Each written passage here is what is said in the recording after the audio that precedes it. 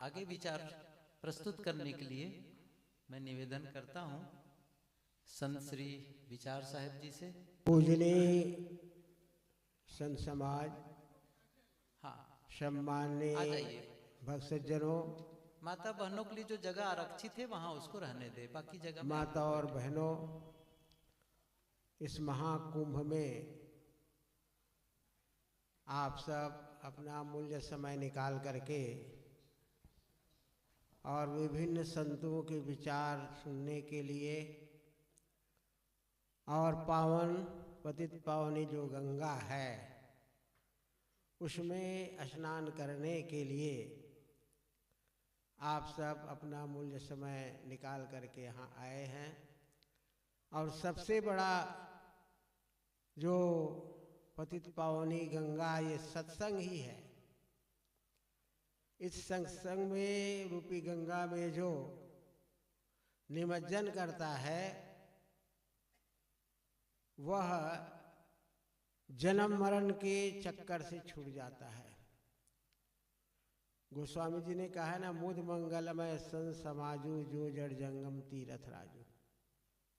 ये संतों का सत्संग ही ये प्रयागराज है। चलता फिरता जो सत्संग है ये महाप्रयागराज है।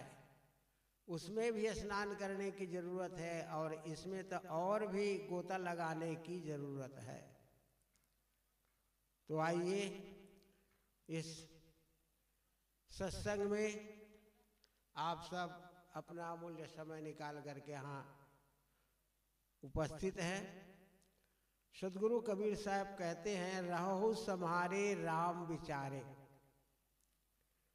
कहता हो जो पुकारे हो। सदगुरु कबीर साहब एक ऐसे संत हुए हैं जो पुकार करके कहते हैं, चुपचाप नहीं कहते। आप लोग बहुत संतों की वाणी को आप लोग सुने हैं। वे या तो एकांत में कहते हैं या थोड़े लोगों के बीच में कहते हैं, लेकिन सदगुरु कबीर साहब एक ऐसे संत हुए हैं जो पुकार करके कहते हैं, जोरों से करके कहते हैं, हल्ला करके कहते हैं, लेकिन मेरी बातों को सुनो। तो कहा जाता है वेदव्यास जी जब लोगों को समझा रहे थे, कोई नहीं सुन रहे थे, तो उन्होंने एक भीड़ में चला गया और अपने दोनों हाथों को ऊपर करके कहा, ऐ लोगों ऊर्ध्व बाहुर मेरो मेदत नामे कष्टि श्रोणोति। मैं अपने दोनों हाथों को ऊपर करके कहता हूं कि मेरी बातों को सुनो कि धर्म से ही अर्थ और काम की सिद्धि होती है। अर्थ धर्म चार फल हमारे भारतीय परंपरा में कहा गया ना, अर्थ धर्म काम और मोक्ष। ये चार पुरुषार्थ हैं। इन चारों की पूर्ति कहाँ होती है? तो धर्म से शुरू होता है। धर्म जो तीनों काल में और सब समय जो एक रस रहता है वो धर्म है। धर्म परिवर्तन नहीं होता है। आजकल लोग कहते हैं ना धर्म परिवर्तन हो रहा है। धर्म परिवर्तन संप्रदाय परिवर्तन होता है। धर्म और संप्रदाय में अंतर है।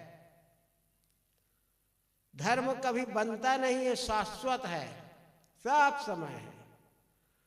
और जो संप्रदाय है वो किसी देश काल में बनता है और बिगड़ भी जाता है। इसलिए धर्म की बातों को सुनो और धारण करो।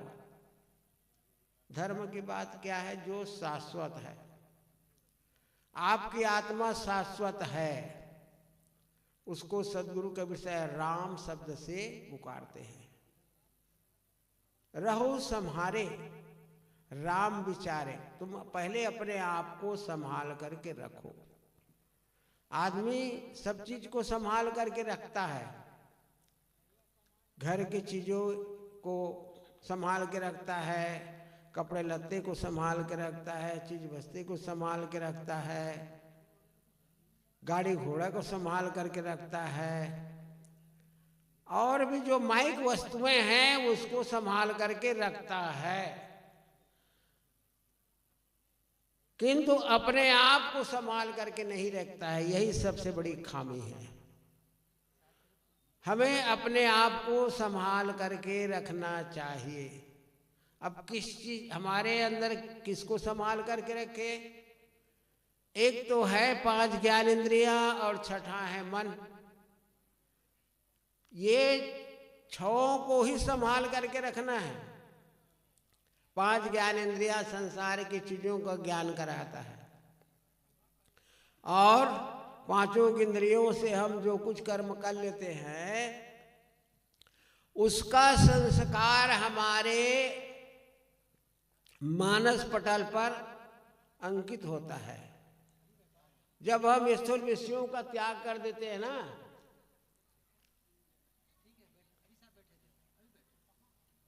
अस्थूल चीजों का त्याग कर देते हैं सेवन करके, तो उसका जो संस्कार हमारे अंतःपट पर पड़ता है वही मन का स्वरूप है। आप कलकत्ता नहीं गए हैं, बंबई नहीं गए हैं, तो आपके अंतःकरण में, आपके मन में कोई उसका संस्कार नहीं बना है। यहाँ से आप लोग जब मेले से अपने घर में जब चले जाएंगे तो समय समय से जब आप बैठेंगे तो आपका मन मेले के बारे में स्मरण कराएगा कि हम मेले में इतने दिन तक थे, इतने संतों के दर्शन किए, अमुक अमुक जगह पर गए, अमुक अमुक संतों के दर्शन किए। ये संस्कार हमारे और आपके अंतःकरण में पड़ जाएगा। तब हम कहते हैं आज तो मेरा मन मेला में चला गया था। मेला में चला नहीं गया था, मेले में आप गए हैं, उसका संस्कार हमारे अंतःकरण पर पड़ गया, और वही समय पा करके आपके सामने आता है। तो हम कहते हैं कि भाई अमुक से बात किया, अमुक जगह गए, अमुक खाया। सदगुरु कबीर साहब कहते हैं कि ये 5 ज्ञानेंद्रियां और ये छठो मन है ना, इसी को संभाल करके रखना है। आंख से उचित देखो, कान से उचित सुनो, जीभ से उचित भोजन करो, रस लो। तो ये 5 ज्ञानेंद्रियां हमें संसार से जोड़ती है, और चेतन और संसार के बीच में क्या है, पुल बनता है ये मन। जैसे गंगा को अभी आप लोग पार के तो पुल बनाया, जगह जगह पुल बना है, उस पुल से हम पार हो गए। ऐसे ही संसार और आत्मा को जोड़ने के लिए ये मन ही पुल है। मन ही से हम चिंतन मनन करते हैं। सदगुरु कबीर साहब कहते हैं रहु संहारे। अपने इंद्रियों को, मन को संभाल करके रखोगे, और क्या करते हैं, और क्या कहते हैं, रहु संहारे राम विचारे, और राम का विचार करना है। राम, ये जो अंतरात्मा राम है ना, जिसकी सत्ता से इंद्रियां चलती है, जिनकी सत्ता से मन चलता है, जिनकी सत्ता से स्मरणों का ख्याल करते हैं, वो चेतन है, जिसको राम कहा गया है, जीव कहा गया है, चेतन कहा गया है। और जब उच्च दशा पर पहुंच जाता है तब उसको परमात्मा भी कह देते हैं, राम भी कहते हैं। उसके विभिन्न नाम हैं।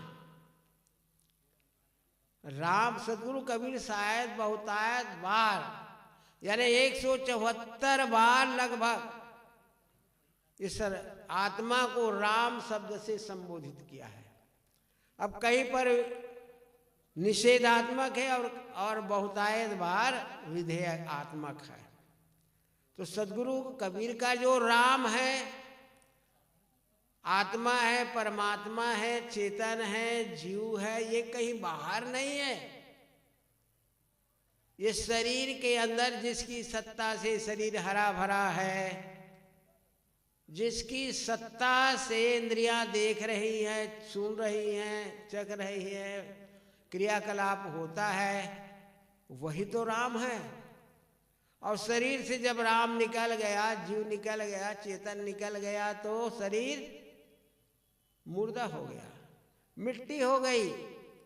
फिर उस दिन कोई राम रहीम नहीं कहते, आपका नाम रूप सब परिवर्तन हो गया।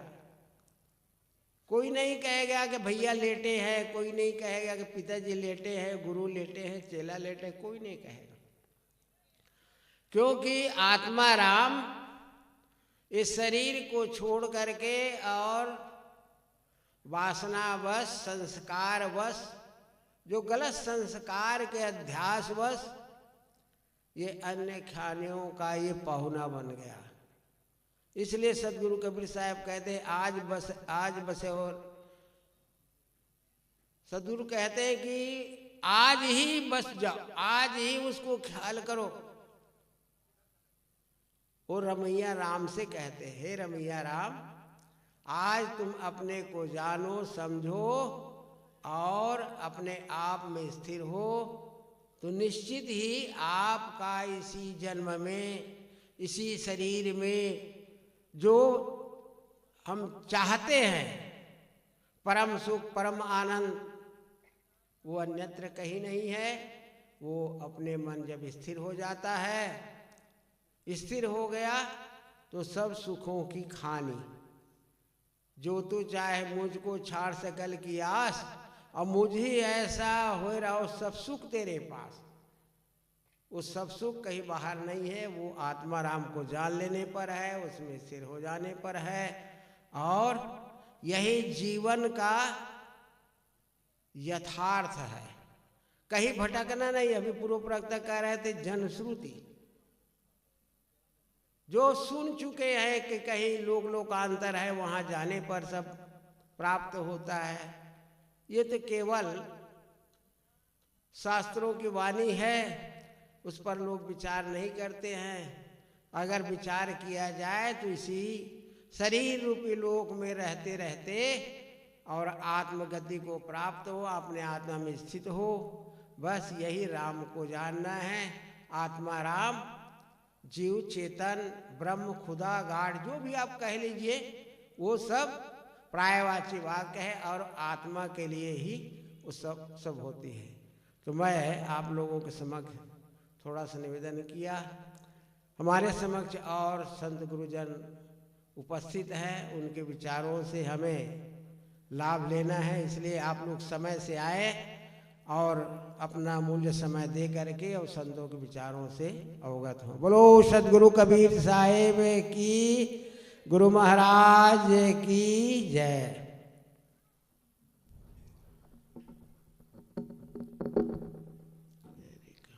पूज्य संत श्री विचार साहब जी के बहुत सुंदर विचार सुन रहे थे। सत्संग का महत्व हमारे जीवन में है, और ये जितना विशाल कुंभ मेला का विस्तार जो देख रहे हैं, विभिन्न मत पंथ के संत जन इस गंगा यमुना के प्रांगण में आकर अपना कैंप लगाए हैं, शिविर लगाए हैं। और शिविर का उद्देश्य यही है कि कुछ इस प्रकार के विचारों का प्रवाह हो। देखिए, अभी सुन रहे थे ना, साहब कह रहे थे कि एक गंगा बाहर बह रही है, यमुना बह रही है, संगम है, तीर्थराज, तीर्थों का राजा ये प्रयागराज है, तीर्थराज प्रयाग, गंगा यमुना का संगम, सरस्वती अमूर्त रूप में है, अदृश्य है, लेकिन है, ऐसा लोगों का मानना है।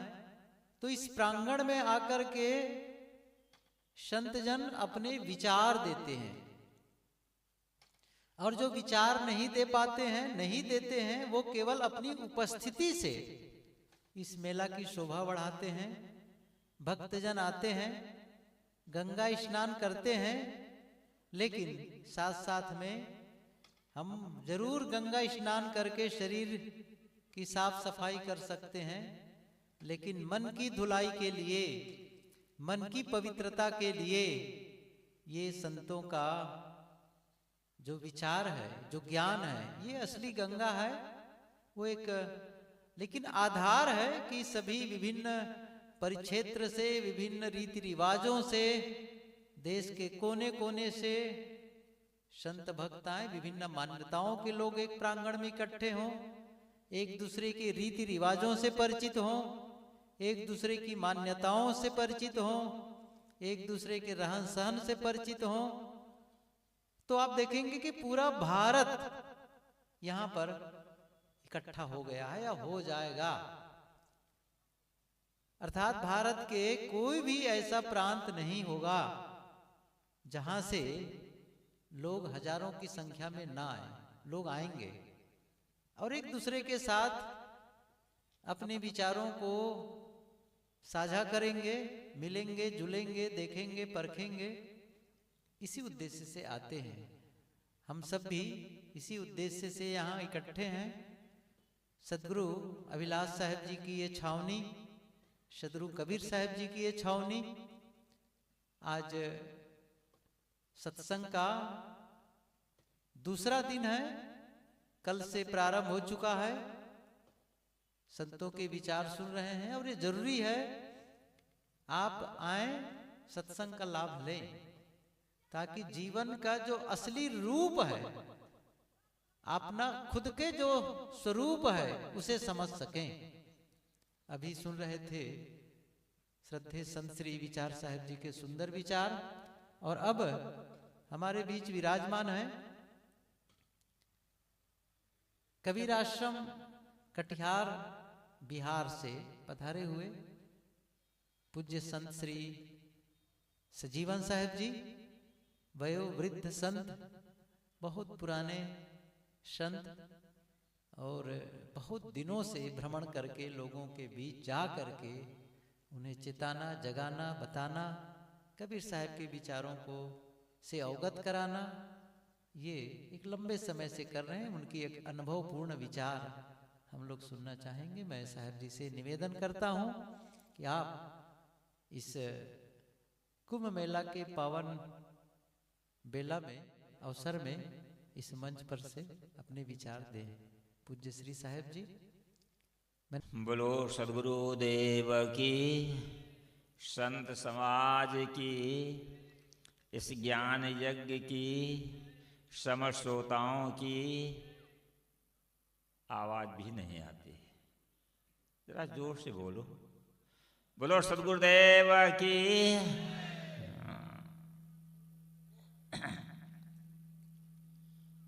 ये बड़ा सुअवसर है। ये संतों के द्वारा ये कुंभ मेले का आयोजन किया जाता है। भारतवर्ष में 4 जगह 12-12 वर्ष पर कुंभ लगता है। इलाहाबाद, हरिद्वार, उज्जैन और नासिक। विभिन्न संप्रदाय के संत भक्त अपना अपना क्षेत्र लगाते हैं और वो लोग अपना अपना ज्ञान वितरण करते हैं। सद्गुरु कबीर देव ने भी कहा कि देश विदेश से हों फिरा, गांव गांव की खोर। देश विदेश में कबीर साहब घूमे, गांव गांव के गलियों में घूमे। क्यों? वो अपना अर्जित ज्ञान को विसर्जित करने के लिए। साहब स्वयं कहते हैं कि हाथ कटोरा खोआ भरा, मग जोवत दिन जाए, कबीर उतरा चित्त से छाछ दियो ना जाए। खोया कहते हैं दूध को औटा करके जलाकर सार सार जो बचता है उसका खोया कहते हैं, खोया। विभिन्न संप्रदायों में सद्गुरुदेव गए, वहां से ज्ञानार्जन किया, पुस्तकों का अध्ययन किया, विभिन्न स्थलों पर घूमे फिरे, वहां से जो ज्ञान सार सार रूप में रखा अपने हृदय रूपी कटोरा में, उसको देने के लिए सद्गुरु कबीर देव आतुर है और देते हैं। इसी प्रकार से उनके अनुयायी संत जन विभिन्न प्रांतों में जा जाकर के अपने अपने विचारों को देते हैं। संत महात्मा त्याग और तपस्या करके ज्ञानार्जन करके उसको वितरण करते हैं। ये बहुत बड़ा उपकार संत गुरुजनों का है। और वह महाकुंभ जो ये इलाहा प्रयागराज का लगा हुआ है, इसमें तो आप सब देखेंगे ही, विचार भी करेंगे और इससे लाभ लें। सद्गुरु कबीर देव ने कहा, रतन का जतन करो, माड़ी का श्रृंगार, आया कबीरा फिर गया, झूठा है अहंकार। कबीर साहब का संकेत है रतन का जतन करो। रतन है क्या चीज? हमें रतन के विषय में पता ही नहीं। एक सड़ा गड़ा नोट कागज का 10 रुपये का या 1 रुपया का कहीं पड़ा हो, आदमी उसको उठा लेता है, सुरक्षित करके बढ़िया रख लेता है। और अगर कहीं हीरा पड़ा हो तो उसकी कीमत का पता नहीं। कबीर साहब ने कहा, हीरा पड़ा बाजार में रहा छार लपटाए, और केतिक मूर्ख पच में कोई पारखी लिया उठाए। जो रत्नों का हीरे का पारखी होता है, उस रत्न को उठा करके रख लेता है। हमें इसकी परख करना चाहिए। सब लोग तो देख करके इसी पत्थर को चले जाते हैं, धूल से लिपटा पड़ा है, लेकिन पारखी उस रत्न की कीमत करता है, उसको उठा लेता है। तद्वत रत्न की कीमत का पता नहीं है। वो रत्न कौन सा है जब सबके हृदय में है? क्या आज उसका ज्ञान किसी माँ बाप ने बच्चों को कराया? क्या उसका ज्ञान विद्यालयों में कराया गया? माता पिता शरीर का ज्ञान करा देते हैं। जब बच्चा जन्म लेता है, लड़की है कि लड़का है, नपुंसक है। अगर लड़की है तो उसका नाक कान छेद देते हैं, लड़का का नाक कान नहीं छेदा जाता है, क्योंकि लड़की को आभूषण पहनना होता है। विभिन्न स्थलों में, विभिन्न प्रांतों में विभिन्न प्रकार का पहनना ओढ़ाव है, आभूषण वगैरह लोग पहनते हैं। मैं 15 प्रांतों में जाता हूँ, देखता हूँ कहीं कहीं माताएं इस नाक में 4 खोटा लगाती, 4 खोटा, दाएं बाएं, और नीचे घंटी लटकती रहती है, ऊपर नाक को भी छेदा देती है। नाक किसके लिए है? श्वास लेने की है। कान सुनने के लिए है, लेकिन इसमें आभूषण पहनते हैं, पुरुष लोग नहीं पहनते। और उन लोगों ने सोचा है कि हम शरीर को खूब सजावें। तो इस प्रकार से शरीर का ज्ञान लड़का और लड़की को माता पिता प्रैक्टिकल रूप में कराते हैं। इंद्रियों का ज्ञान करा देते हैं, वस्तुओं का ज्ञान कराते हैं। जब बच्चे को विद्यालय में भेजा जाता है तो वहाँ भी असल लोग क्या करते हैं, एक आदमी का चार्ट बना दिया। वो मास्टर पढ़ाता है बच्चों को, ये आँख है, ये नाक है, ये कान है, हाथ है, पैर है, उंगली है। शरीर का ज्ञान शिक्षक भी करा देते हैं। पशु पक्षियों का भी ज्ञान कराते हैं, बैल है, बकरी है, घोड़ा गधा। पक्षियों का ज्ञान कराते हैं, मयूर, मुर्गा, तोता, कबूतर। अरे सब्जी का भी ज्ञान कराया जाता है, फल फूल का भी ज्ञान कराया जाता है। क्या किसी माँ बाप ने बतलाया है अथवा शिक्षक ने बताया है कि ज्ञान करने वाला कौन सा तत्व है? हम उसको भूल बैठे हैं, हम समझ नहीं पाए उसको। जीवन पर्यंत शरीर और शरीर के संबंधी मायावी चीजों का भी हम ज्ञान रखते हैं। कितनी बड़ी भूल होती जाए, सबकी भूल है।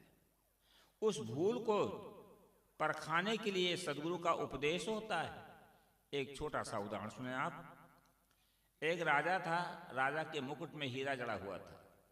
वो हीरा, वो मुकुट उसके बाप दादा का पहले से मुकुट था। उस राजा के मन में आया, इस हीरे का मूल्यांकन करवाएं, कितना मूल्य है इस हीरे का।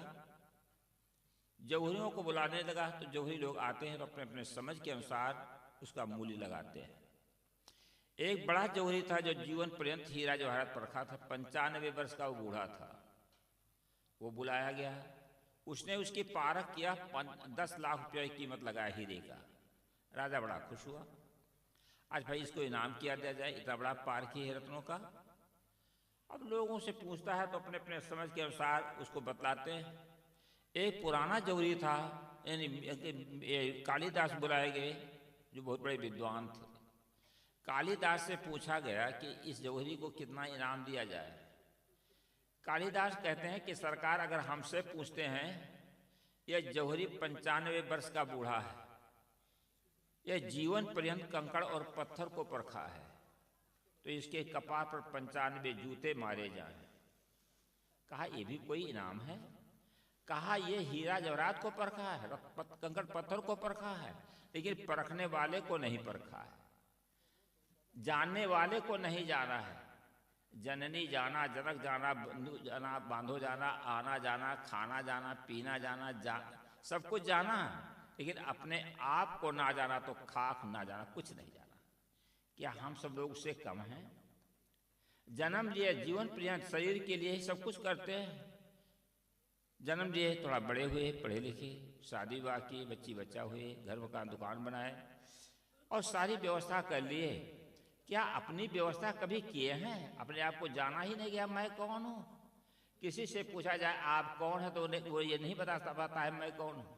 किसी डॉक्टर से पूछो, डॉक्टर ऑपरेशन करके सब नसनाड़ियों का ज्ञान रखता है, उसको जैसा होता है उसका ऑपरेशन कर देता है, लेकिन ऑपरेशन जो सब करता है, लेकिन डॉक्टर से पूछो आप कौन है तो डॉक्टर भी नहीं बता सकता कि मैं कौन हूँ। एक रायबरेली जिले में सेवा मुक्त प्रिंसिपल साहब थे, उनसे मैंने पूछा प्रिंसिपल साहब आप कौन हैं? कहा महाराज मैं मनुष्य हूँ। हम कहा आपका उत्तर उसी प्रकार से किसी ड्राइवर से पूछ दिया जाए कि आप कौन हैं और ड्राइवर कह दे मैं गाड़ी हूँ, उत्तर सही होगा क्या? फिर उनको जब समझाया, कहा महाराज ये हमारे लिए ABCD के समान है। हमने कहा सच कहते हो? किसी BA MA LLB के छात्र से पूछा जाए अलिफ बे पे ते से कैसे लिखा जाता है तो नहीं लिख पाएगा, क्योंकि उर्दू पढ़ा ही नहीं। और उर्दू का छात्र होगा वो सब अलिफ बे पे ते सब लिख देगा अक्षर को। इसी प्रकार से हमने कहा आज तक आप कभी इसमें एडमिशन कराए नहीं, गुरु की शरण में गए नहीं, तो ज्ञान कहाँ से होगा अपने आप का? आज सारे लोगों का जीवन इसी प्रकार से बेकार हो जाता है कि भौतिक चीजों को तो परख लेते हैं, लेकिन परखने वाले को कोई नहीं परख पाता। यही सबसे बड़ी भूल है। संत गुरुजन क्या कराते हैं? उसी अविनाशी तत्व का बोध कराते हैं, जिसके सत्ता से हमारी आंख देख रही है, जिसके सत्ता से कान सुन रहे हैं, नाक सूंघ रही है, जीवा चख रही है, त्वचा स्पर्श कर रही है, जिसके सत्ता से सब नाता होता है, जिनकी सत्ता से चाहे गुरु हो, चाहे साधु हो, चाहे भगत हो, चाहे स्त्री हो या पुरुष हो, उसका महत्व है। आप जरा विचार करो, वो तत्व न रह जाए, वो रतन जो है जिसकी सत्ता से सबको जाना जाता है, तो बताओ इस तरीके का कोई कीमत रहेगी? सदगुरु श्री अभिलाष साहब जी, सदगुरु श्री रामसूरत साहब जी और भी जितने महापुरुष हुए जिनको सदगुरु माना जाता था, आरती पूजा की जाती थी, लेकिन जब उनके अंदर से वो परम तत्व जो चेतन था निकल गया, तब जो लोग आए होंगे उस समय तो उसके उस शरीर पर मिट्टी डाल करके उनको मिट्टी में गाड़ दिया गया। किसके अभाव में? उसी चेतन के अभाव में। सज्जनों वही सर्वोपरि। हमें उसका ज्ञान नहीं, उस ज्ञान का कराने के लिए, उसका बोध कराने के लिए ये सत्संग का आयोजन होता है, ये बतलाया जाता है। वो तत्व क्या है? वही अविनाशी तत्व है। अगर आंख न रह जाए तो जीवन रहेगा, हाथ कट जाए, पैर कट जाए तो भी जीवन रहेगा, धन न हो, स्त्री न हो, स्त्री के लिए पुरुष न हो, बच्ची बच्चा न हो तो भी जीवन रहेगा, पढ़ा लिखा न हो तो भी जीवन रहेगा, सर्वांगीण सुंदर शरीर हो, धन धान से परिपूर्ण हो, सब कुछ हो, लेकिन मात्र अगर चेतन न रह जाए, जीव न रह जाए तो कोई कीमत होगी क्या? मरने के पश्चात, जैसे कि आज जब तक जीवित है लाखों की आंख कोई मूल्य रहेगा, किसी से कह दिया जाए कि 1 लाख रुपया ले लो, एक आंख बेच दो, तो कोई आंख नहीं बेचेगा। 5 लाख रुपये में किडनी दे दो, कोई किडनी नहीं दे सकता है। वैज्ञानिकों ने इसका मूल्यांकन किया है, 2 अरब 20 करोड़ रुपए का ये शरीर बिक सकता है। 2 अरब 20 करोड़ रुपए का शरीर, कितना मूल्यवान शरीर। ये मूल्य कब तक है? जब तक मैं तत्व विद्यमान है, जब तक वो चेतन शरीर के अंदर में है, तब तक इसका मूल्य है। वही है सब रत्नों का रत्न। सारे रत्नों का मूल्यांकन करने वाला वही रत्न है, अविनाशी आत्मा। इसका ज्ञान होना चाहिए। आप जरा विचार को, ये अविनाशी आत्मा का ज्ञान जब हो जाएगा तब उसके लिए कुछ करोगे। जैसे ड्राइवर का गाड़ी का चालक ड्राइवर होता है। ड्राइवर ज्ञानवान है, चेतन है, और गाड़ी जड़ है। लाखों करोड़ों की गाड़ी हो, अगर ड्राइवर नर हो तो गाड़ी से कुछ काम होगा? और गाड़ी को बहुत कीमती है। वो गाड़ी चलेगी किससे? तेल से चलेगी, पेट्रोल से या गैस से, किसी से गाड़ी चलेगी। लेकिन ड्राइवर की खुराक क्या है? ड्राइवर की खुराक है भोजन, दाल भात रोटी सब्जी या जो भोजन उसका हो। अगर तेल शॉर्टेज हो जाए तो क्या ड्राइवर थोड़ा तेल पी करके या पेट्रोल पी करके चल सकता है? अगर मतलब जो भोजन न मिले उसको, तो अगर कहीं तेल न मिल पाओ तो गाड़ी में बिस्कुट वगैरह या पूरी वगैरह डाल के नहीं चलाया जा सकता है। दोनों की खुराकें अलग हैं। तद्वत हमारे जीवन में, जीवन 2 तत्वों का संगम है, शरीर और आत्मा। तो शरीर के लिए क्या है? भोजन है, और आत्मा के लिए क्या है? भजन। भोजन से भूख शांत होती है, पेट भर जाता है, शरीर बल मिलता है आपको, लेकिन शांति नहीं मिल सकती। शांति कब मिलेगी? जब आप भजन करेंगे, आपको ज्ञान होगा भजन का। भोजन का ज्ञान है। जैसे हर माँ बाप अपने बच्चियों को पढ़ाते हैं, भौतिक स्कूल में लाखों लाख रुपया उसके पीछे खर्च करते हैं, और वो बच्चा पढ़ करके नौकरी, खेती या व्यापार करता है, धनार्जन करता है, भौतिक भोगों को जमा कर लेता है, बढ़िया मकान बना लेता है, गाड़ी खरीद लेता है, सुंदर कपड़े पहन लेता है। ये सब कुछ तो हो जाता है, लेकिन ये बताओ आत्मा के लिए, ड्राइवर के लिए क्या करते हो? विनाशी शरीर के लिए तो सब कुछ करता है आदमी, लेकिन अविनाशी आत्मा के लिए कुछ नहीं कर पाता है। ये सबसे बड़ी भूल हो गई है। लाखों फूल कम हैं गला को सजाने को, और एक भूल काफी है जीवन भर रुलाने को। जीवन पर्यंत हर नर नारी रोते हैं। वो भूल कौन सी हुई? अपने आप की भूल हो गई। अपने आप को नहीं समझ पाया। रूह और जिस्म का संबंध अजीब है, रूह और जिस्म का संबंध अजीब है, पर तवरुफ न हुआ। ये अजीब संबंध है शरीर का और आत्मा का, लेकिन आज तक परिचय नहीं हो पाया कि मैं कौन हूं। सज्जनों, इसका परिचय स्थापित करना अनिवार्य है। तो हम शरीर के लिए का ज्ञान प्राप्त कर लेते हैं, और शरीर के लिए शरीर संबंधी भौतिक चीजों को भी संग्रह कर लेते हैं, पर अपने आप का ज्ञान नहीं होने के कारण से हम अपने आप के लिए कुछ भी नहीं कर सकते। तो अब जो है विचार करें अपने लिए क्या करना है। जैसे मैंने बताया, शरीर के लिए क्या है? भोजन, और आत्मा के लिए क्या है? भजन। भजन से ही शांति मिलेगी। भजन क्या है?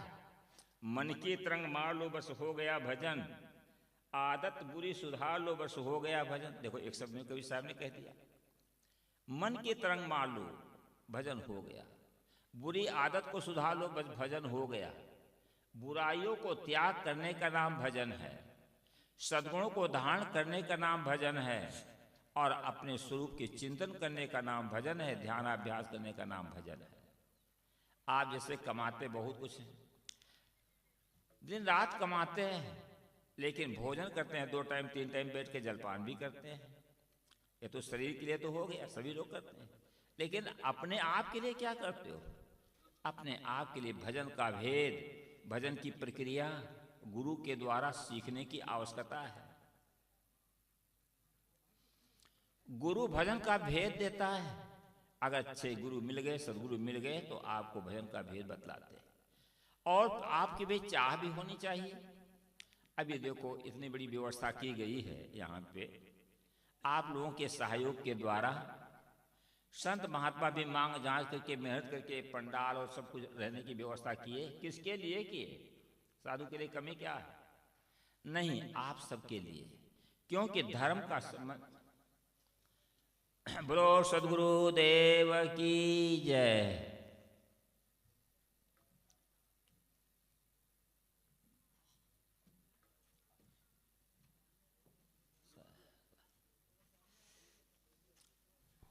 आगे बढ़ के बैठे। भाइयों से निवेदन है कि थोड़ा से आगे आ जाएं, और माताएं भी एक लाइन में आ जाएं सब लोग। हाँ बस ठीक है, यहाँ तक ठीक है।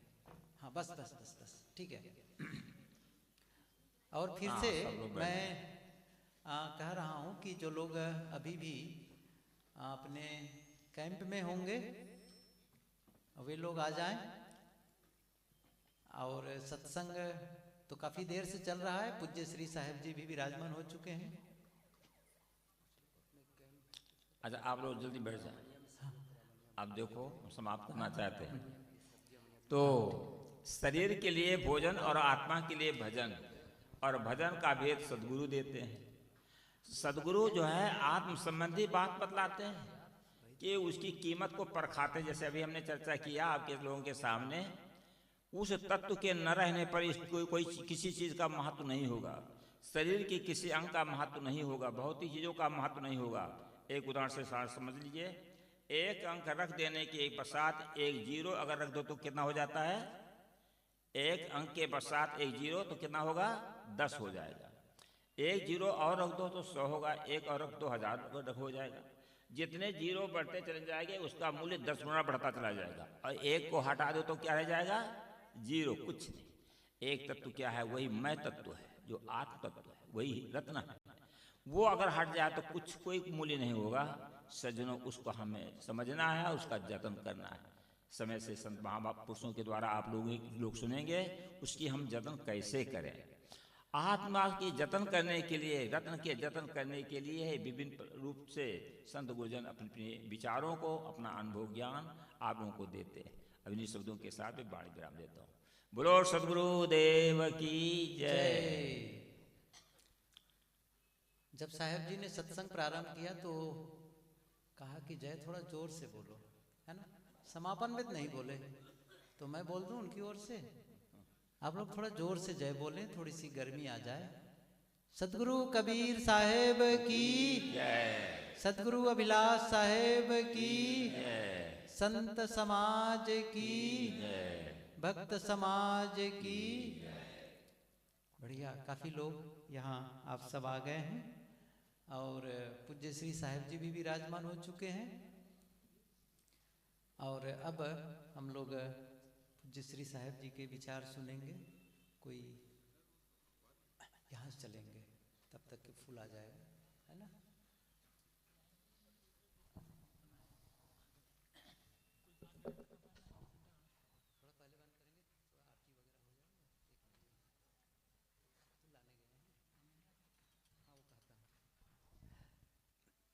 देखिए, सत्संग में आकर के जो लोग बैठे हैं पंडाल में, वे लोग तो पुण्य कमा रहे हैं। और जो लोग पंडाल में बैठ करके अपने अपने कैंप में बैठ करके बातचीत कर रहे हैं, वे लोग क्या कमा रहे हैं वे लोग जाने। यदि पुण्य कमाना है तो एक दूसरा काम है, आप भोजनालय में जाएं और थोड़ा सा भोजनालय में सहयोग करें। सब्जी इत्यादि को मनिया करना है और भी थोड़ा से काम है, चलें। नहीं तो फिर शाम के भोजन मिलने में कठिनाई होगी, है ना। मैंने कहा ना, करना हम ही सबके लिए है। हम सबको करना है, हम सबको भोजन करना है, हम सबको सत्संग करना है। महीना भर से ज्यादा हो गया संत लोग यहाँ आकर के, कुछ भक्त लोग आ गए, सब मिल करके देख रहे हो विस्तार कितना है और कितनी मेहनत लगी है। मैं जब से हूँ तब से देख रहा हूँ संतों का परिश्रम और कठिन ठंडी। आज यदि उस ठंडी की तुलना करूं तो बताऊं, ठंडी है नहीं। आज सच कहूं तो ठंडी है ही नहीं। जो ठंडी पहले थी, यदि उस समय आते ना तो आप कहते मुझे बिस्तर के अलावा कुछ नहीं चाहिए, वो भी रजाई के से कम नहीं चाहिए। उस स्थिति में भी संत जन यहाँ पर काम में लगे थे, भक्त लोग काम में लगे थे। और आपको क्या करना है? अब केवल भोजन के लिए व्यवस्था करनी है। वो करें। थोड़ा हम पूज्य श्री साहेब जी के विचार सुनेंगे। अंत में प्रथम दिन है, आरती वंदन कर लेंगे, गुरु पूजा कर लेंगे, फिर आज का ये कार्यक्रम समाप्त होगा। और जैसा कि आप सभी जानते हैं कि कुंभ मेला 12 वर्ष के बाद पूज्य गुरुदेव जी के सानिध्य में यह मेला जो पहला लगा था, इसी परिसर में, मतलब इसी आसपास में कहीं लगा था, वो 89 में लगा था। और उसके पश्चात 2001 में फिर गुरुदेव जी का शरीर का नहीं रह गए शरीर, तो 12 में, तो 13 में पूज्य श्री साहेब जी के संरक्षण में संतों के परिश्रम से वो आयोजन हुआ था। और अब ये 12 साल के बाद 2025 का ये महाकुंभ, सभी जानते हैं कि 13 तारीख को प्रथम स्नान पौष पूर्णिमा को है, लेकिन हमारा कैंप 10 तारीख से ही प्रारंभ हो चुका है, अर्थात सत्संग का, लोगों का आने का पहले से हो रहा है, लेकिन जो विधिवत प्रारंभ होना था वो 10 तारीख से है। नीचे नीचे रखेंगे ना, तो फिर वो क्रम आगे बसंत पंचमी तक चलता रहेगा। आप सभी अपना समय देंगे, सत्संग में आकर के लाभ लेंगे। मैं पूज्य श्री साहेब जी से निवेदन करता हूँ कि इस पावन बेला में हम सबको अपने सुंदर विचारों से लाभान्वित करने की कृपा करें। पूज्य श्री साहेब जी।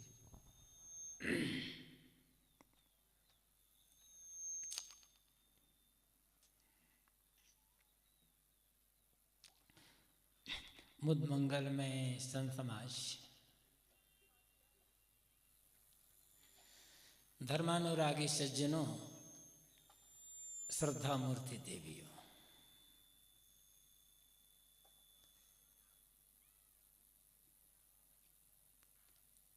कुंभ मेले का आयोजन कब से शुरू हुआ है, निश्चित तौर पर कुछ कहना कठिन है।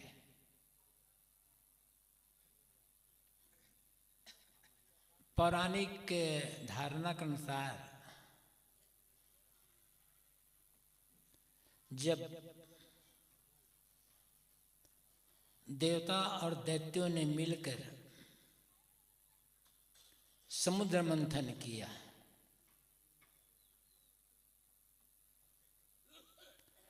और समुद्र से 14 रत्न निकले। उन रत्नों में एक रत्न था अमृत। अमृत पीने के लिए देवता और दैत्यों में विवाद हुआ।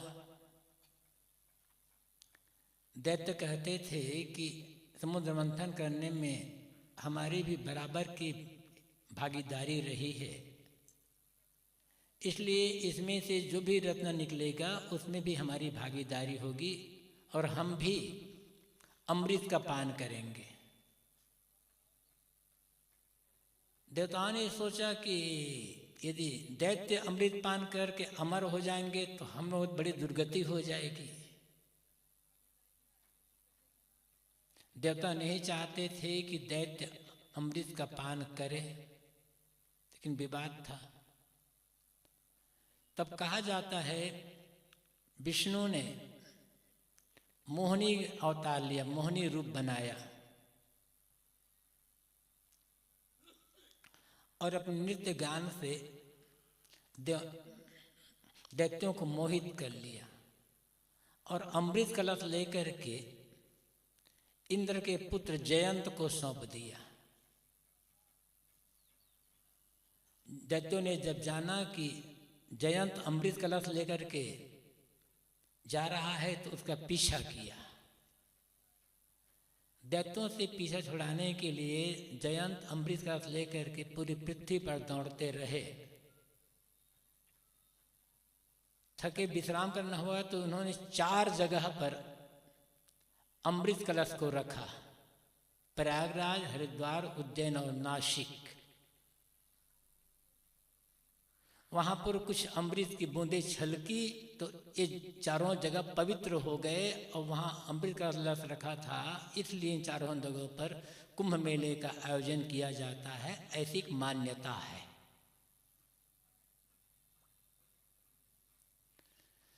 कुंभ मेले का आयोजन 12 वर्ष में एक बार होता है और महाकुंभ का आयोजन 144 साल में एक बार होता है। इसको महाकुंभ कहा जा रहा है, पता नहीं अब 144 साल वाला है कि 12 साल वाला है।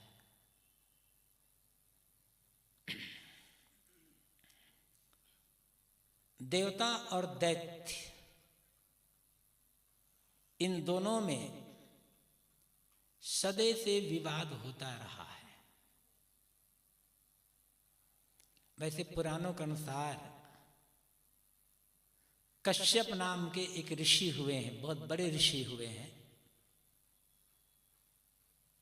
कहा जाता है कैस्पियन सागर उनके नाम पर ही बना हुआ है। कश्यप ऋषि की 13 पत्नियां थी। उन्हीं में से उनकी अदिति नाम की पत्नी से आदित्य अर्थात देवता पैदा हुए। दिति नाम की पत्नी से दैत्य, दनु नाम की पत्नी से दानव, और ऐसे सब अलग अलग पैदा हुए। पुरा काल में पुत्र का नाम पिता का न चलकर माता के नाम का चलता था। मातृसत्ताक समाज उस समय था। तो देवता और दैत्यों में थे तो भाई, सौतेले भाई थे, लेकिन विवाद होता रहता था। और देवता और दैत्यों का विवाद आज भी चल रहा है। बाहरी रूप में नहीं, चाहे सामाजिक रूप में भी देख सकते हैं और भीतरी आध्यात्मिक रूप में भी देख सकते हैं। अच्छे और बुरे का संग्राम, नीति और अनीति के संग्राम, सद्गुण और दुर्गुणों का संग्राम, ये तो बराबर है।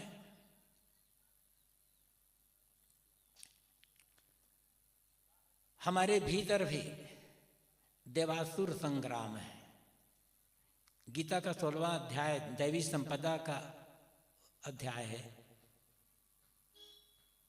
उसमें बताया गया है कि दैवी संपदा क्या है और आसुरी संपदा क्या है। कोई भी व्यक्ति जब कोई गलत काम करना सोचता है तो उसकी एक वृत्ति कहती है कि ये काम गलत है, नहीं करना चाहिए। आसुरी वृत्ति कहती है नहीं, कर लेने में क्या हर्ज है, ऐसा तो बहुत लोग करते हैं, सभी लोग करते हैं, हम भी कर लेंगे तो क्या होगा। सद्वृत्ति रोकती है, असद्वृत्ति उत्साहित करती है। ये भी देवासुर संग्राम ही है। जब भी कोई भी आदमी कोई भी गलत काम करने जाएगा तो एक बार ब्रेक लगता है अंदर की ओर से। समझ लो ये देवता पक्ष की ओर से, सद्गुणों की ओर, सद्वृत्ति की ओर से लगता है। बार बार अवहेलना करते करते वो वृत्ति दब जाती है और असद्वृत्ति उभर जाती है। और असद वृत्ति जब उभरेगी और असद वृत्ति के अनुसार से जब जीवन का काम होगा तो हमारा पूरा जीवन विष जहर से भर जाएगा। केवल दुख, पीड़ा और विषाद जीवन में बचे रह जाएंगे। इससे यदि बचना है, दुख, पीड़ा, विषाद नहीं चाहते, अशांत चिंता तनाव से बचना चाहते हैं, तो सद्वृत्ति को जागृत करना होगा। और सद्वृत्ति जागृत होगी, सद्वृत्ति से जो भी हम काम करेंगे वो काम अपने लिए, समाज के लिए कल्याणदायी होगा और हमारा पूरा जीवन मानो अमृत से भरा हुआ होगा। जैसे हम अमृत की चर्चा पुराणों में सुनते हैं, पढ़ते हैं, समाज में लोगों बड़े बुजुर्गों द्वारा सुनते हैं, ऐसा अमृत कभी रहा नहीं होगा। लगता है एक कल्पना है, हकीकत जो भी हो। अमृत का अर्थ होता है मृत, मरा हुआ, और उपसर्ग है नहीं का, जो मरा हुआ ना हो, जो न मरे, वह अमृत है। वैसे अमृत बहुत सारी चीजों के भी कहे जाते हैं। कोई आदमी जब बड़ी प्रिय बात बोलता है, मीठी बात बोलता है, जो आदमी कभी भी क्रोध में, आवेश में, उत्तेजना में बात नहीं बोलता, कटु नहीं बोलता, कठोर नहीं बोलता, हमेशा प्रिय, मीठी और हितकर बात बोलता है, कहा जाता भैया उसकी बात तो अमृत के समान मीठी लगती है। अमृत के समान लोगों को जागृत करने वाले होते। भूख लगने पर सुस्वादु भोजन जब मिल जाता, हम कहते हैं भैया भोजन क्या था? अमृत था। जो जो चीजें हमें प्रियकर लगती हैं और प्रियकर के साथ साथ हितकर लगती हैं, उन्हें अमृत की उपमा दी जाती है। सदगुरु कबीर ने भी अमृत की चर्चा बीजक में कई जगह पर की है। उन्होंने कहा है, अमृत वस्तु जाने नहीं, मगन भया सब लोय। कहें कबीर कामों ने ही जीव ही मरण न हो। साखी पर उन्होंने कहा, अमृत केरी पूरिया बहुविधि दीन्हा छोय। आप सरेखा जो मिले त्याहि प्यावहु घोरी। अमृत की पुरिया था गठरी को मैंने अच्छी तरह से खोल करके रख दिया है। अब इसमें से अमृत निकाल करके तुम खुद पियो और खाओ तथा दूसरों को भी पिलाओ और खिलाओ। ये अमृत की पुरिया क्या है? सद्गुणों की रहनी और स्वरूप का विचार, आत्मविचार अमृत की पुरिया है। जितने भी प्राणी हैं सबका शरीर मरण धर्मा है, किंतु सभी प्राणियों के हृदय में निवास करने वाला जो चेतन है वह अमर है, अमृत है। हमें मरण धर्मा शरीर का ज्ञान है और सुबह से शाम तक कहना चाहिए आजीवन हम शरीर केंद्रित दृष्टि रख करके जीते हैं और सुबह से शाम तक शरीर की व्यवस्था में लगे रहना चाहते हैं। मजबूरी है लगे रहना, हट करने से काम नहीं बनेगा। किंतु सोचना यह है जी करके करना क्या है? जीना है इसलिए खाना है, खाना है इसलिए कमाना भी है। काम करना और खाना ये मजबूरी है। कमाते क्यों हैं? खाने के लिए। खाते क्यों हैं? जीने के लिए। लेकिन जीते क्यों हैं? जीवन का उद्देश्य क्या है? केवल कमाना, खाना और कुछ बच्चे पैदा करके उन्हें पाल पोस लेना। यदि इतना ही जीवन का उद्देश्य है तो हम में और जानवरों में अंतर क्या है? आदमी के पास तो अपना घर द्वार है, खेत खलिहान है, दुकान है, व्यापार है, नौकरी है, जीवन निर्वाह करने के धंधे हैं। जानवरों के पास क्या है? कुछ भी नहीं है। लेकिन कोई भी जानवर भूखा नहीं सोता। सुबह से शाम तक छोटा बड़ा हर प्राणी अपना पेट भर लेता है। समय आने पर मानवता सभी प्राणी संतान पैदा कर लेते हैं और उनका पालन पोषण भी कर लेते हैं, किंतु वे कभी चिंतित नहीं होते, आपस में लड़ते झगड़ते नहीं हैं, उलझते नहीं हैं, तू मैं लड़ाई झगड़ा बैर विरोध मार काट हिंसा हत्या नहीं करते। किंतु आदमी को देखो, अपने जीवन के लिए और अपने आने वाली जो पीढ़ी बाल बच्चे हैं उनके लिए क्या क्या अनर्थ करता है, कैसे कैसे गलत रास्ते में अनीतिपूर्वक काम करके दूसरों का पेट मारता है, दूसरों का हक छीनता है, दूसरों के रास्ते में रोड़े अटकाता है, दूसरे का सुख चैन छीन लेता है। क्या ये जीवन है? इसके लिए जीवन मिला है? तो हमसे बेहतर तो मानवता प्राणी हैं जो बिना मतलब किसी अन्य प्राणी को तकलीफ नहीं देते, मारते पीड़ते नहीं, लड़ाई झगड़ा गाली गलौज तो उनमें है ही नहीं।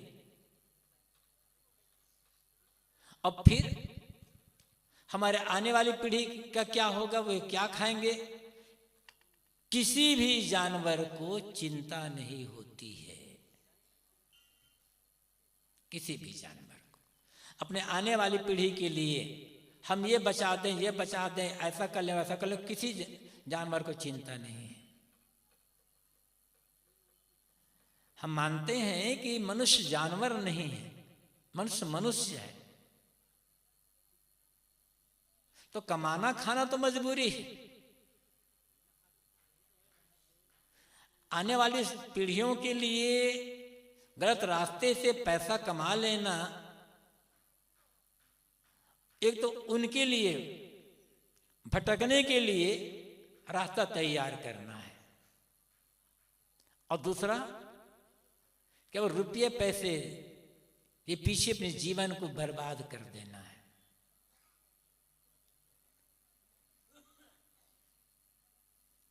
आप अपने आने वाली पीढ़ियों को, आपकी जो संतान है उसे कम से कम जो वर्तमान में है उनके लिए क्या संपत्ति छोड़ते हैं वो तो अलग बात है। अपने बच्चों को हम सुखी बनाने के लिए ऐ करें वो करें, आप तो करते ही हो। कभी सोचा है आपने कि हम अपने बच्चों को संस्कारी बनाएं या ना बनाएं?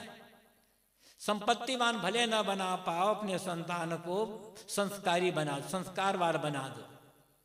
संपत्ति के अभाव में आदमी दुखी नहीं होगा, दुखी होगा आदमी संस्कारों के अभाव में। यदि संतान को सिर्फ संपत्ति दी गई, संस्कार नहीं दिया गया, निश्चित समझ ले आपके आने वाले संतान आसुरी संपत्ति के तरफ के, आसुरी जो संपदा है उसके तरफ ही आगे बढ़ेंगे।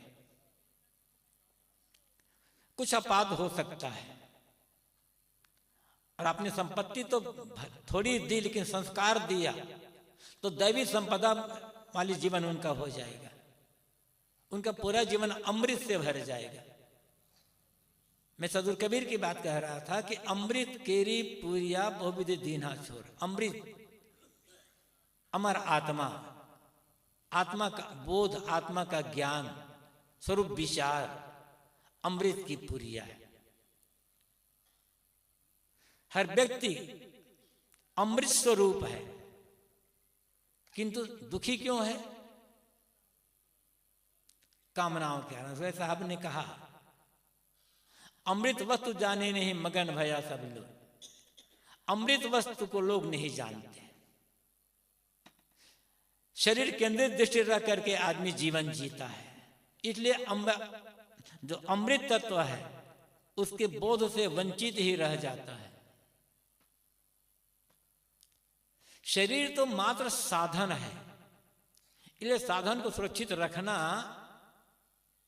इसे स्वस्थ रखना मजबूरी है, सेवा इसी से बनेगी, साधना इसी से बनेगी, आत्मकल्याण लोक कल्याण का काम भी इसी शरीर से होगा।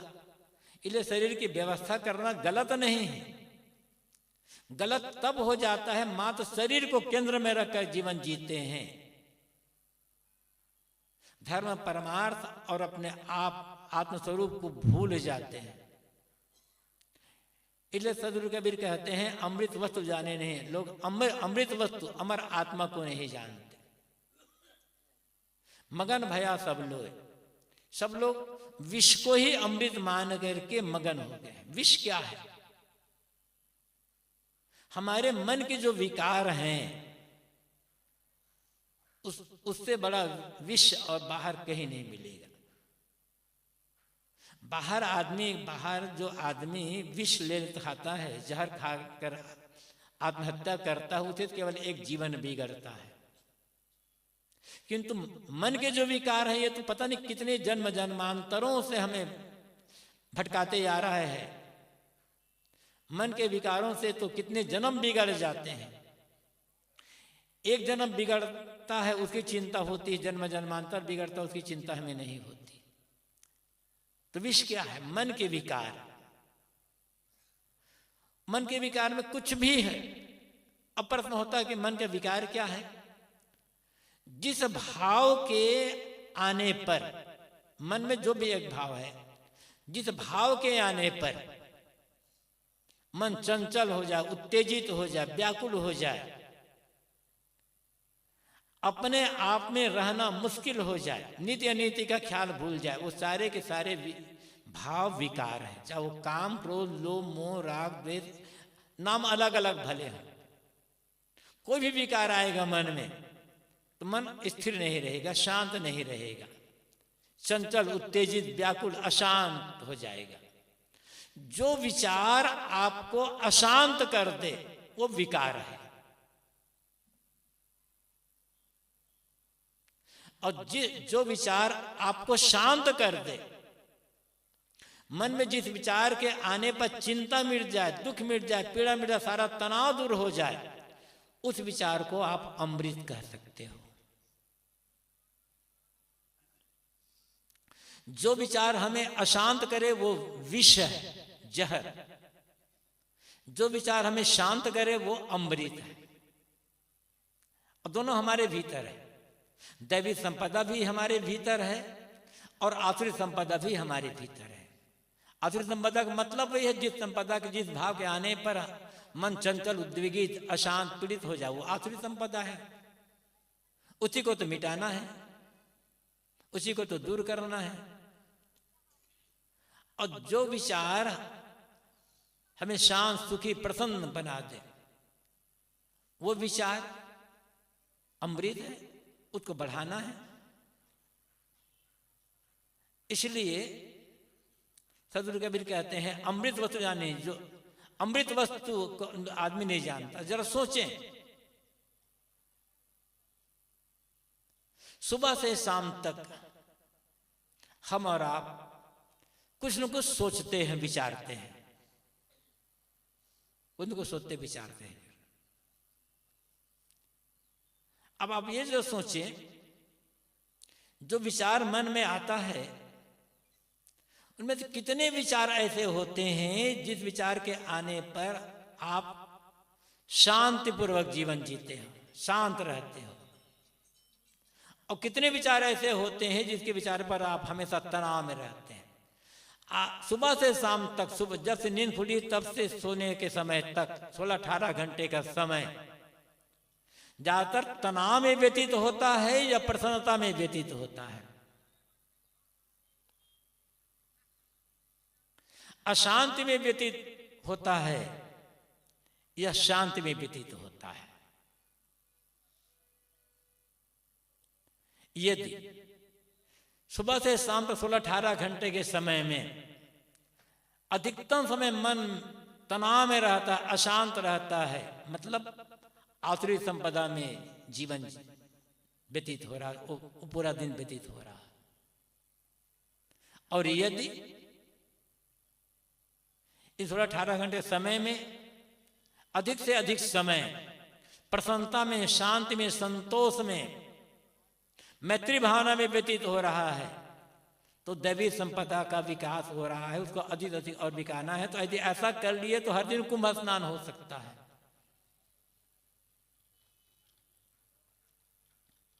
लेकिन हम इस कुंभ स्नान को समझते नहीं हैं। ये दैवी संपदा, वासी संपदा को समझते हैं, वास्तविक धन हम समझते नहीं। हमने केवल रुपया, पैसा, मठ, मकान, सोना, चांदी, हीरा, इनको ही धन माना। ये धन है केवल निर्वाह के लिए और सेवा के लिए, इससे तो कुछ नहीं हो सकता, इससे तो कुछ हो ही नहीं सकता। वास्तविक धन तो वह है जो धन पूरे जीवन को प्रसन्नता से भर दे और धीरे धीरे कल्याण की तरफ, मोक्ष की तरफ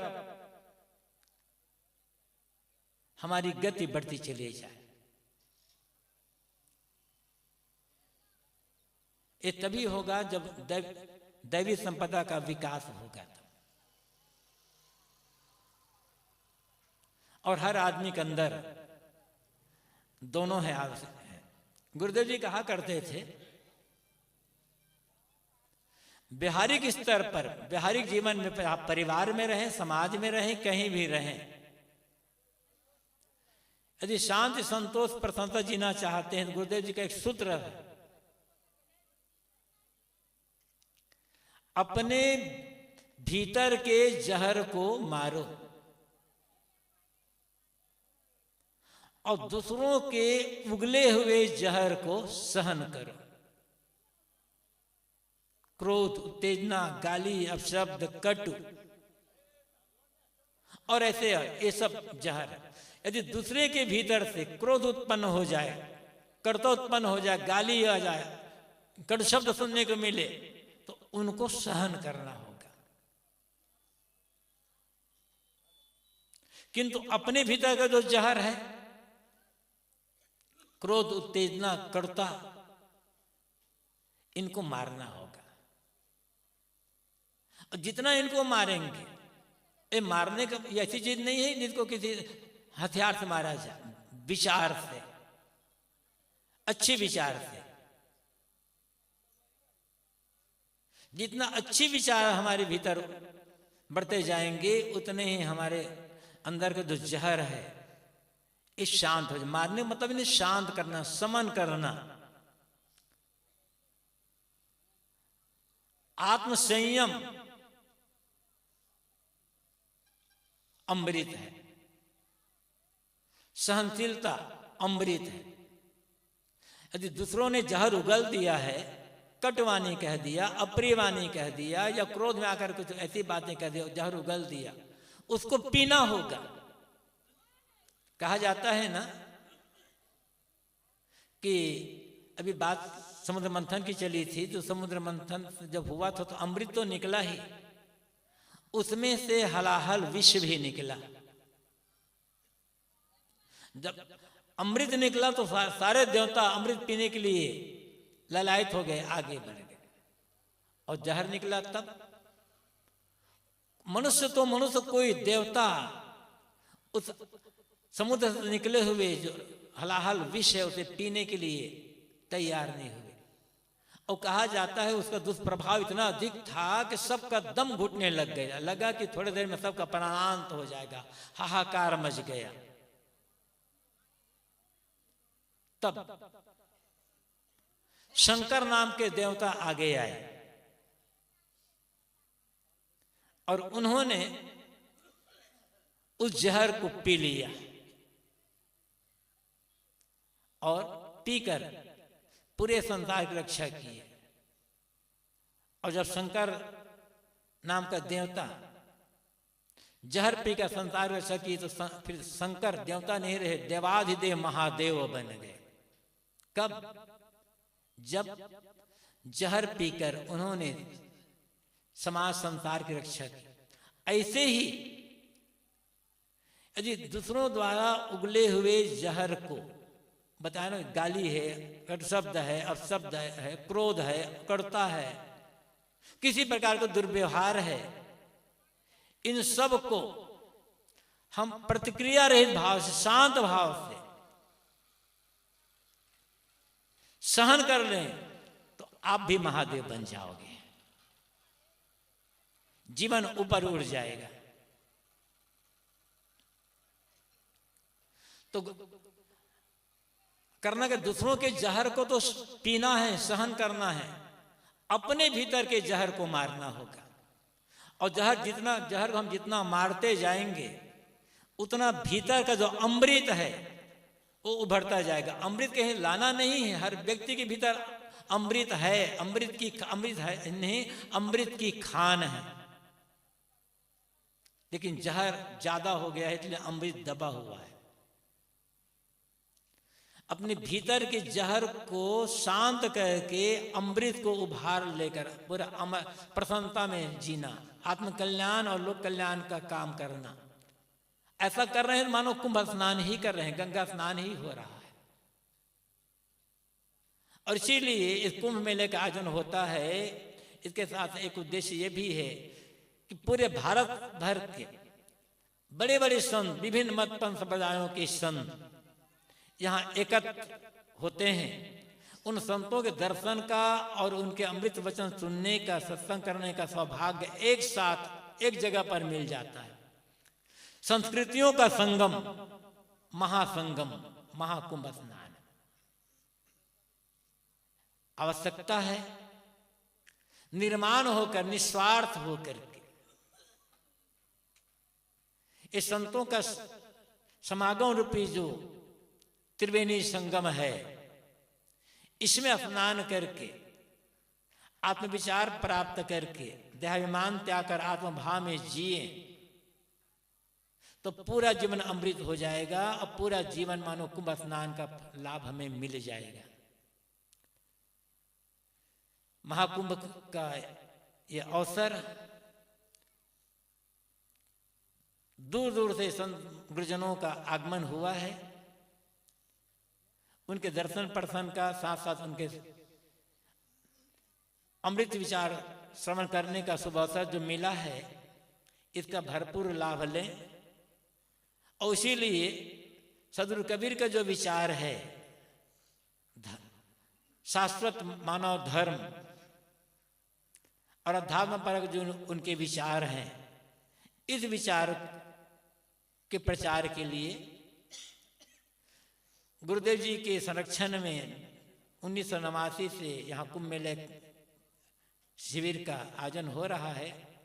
जैसे श्री गुरुप्रसाद साहब जी ने बताया कि 89 में 2001 में गुरुदेव जी के संरक्षण में ये सत्संग शिविर का आयोजन होता रहा। सन 2012 में जब गुरुदेव जी का शरीर नहीं रह गया, तब संस्थान के जो संत हैं उनके संरक्षण में इस शिविर का आयोजन हो रहा है। और उसमें मुख्य रूप से भागीदार आप लोग होते हैं। आप लोगों का सहयोग और संतों के परिश्रम दोनों का जब संगम हो जाता है तब इस सत्संग का आयोजन होता है। और अभी जैसे कहा 4 फरवरी तक सत्संग बराबर चलता रहेगा। विभिन्न संगठनों के विचार हमें श्रवण करने अवसर मिलेगा। इससे भरपूर लाभ लेना है ताकि यहाँ हमारा और आपका आना सफल और सार्थक हो सके। इस समय अपनी वाणी को मैं यहीं पर विराम देता हूँ।